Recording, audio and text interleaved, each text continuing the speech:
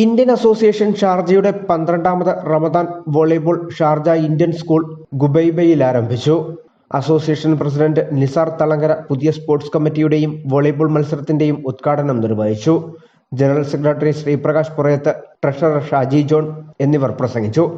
രാത്രി 9-ന് ശേഷം 5 ദിനങ്ങളിലായി നടക്കുന്ന മത്സരങ്ങളിൽ പ്രഗത്ഭരായ വോളിബോൾ താരങ്ങളെ അണിനിരത്തി 6 ടീമുകളാണ് മാറ്റുരയ്ക്കുന്നത്.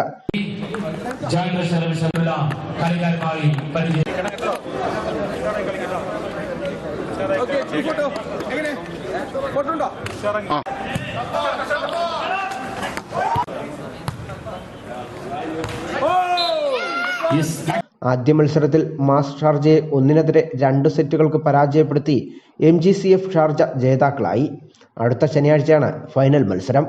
Joint general secretary GB Baby, sports committee coordinator KK Thalib, convener Saju Sampan, managing committee അംഗങ്ങൾ തുടങ്ങിയവർ ചടങ്ങിൽ പങ്കെടുത്തു. News bureau, Sharjah.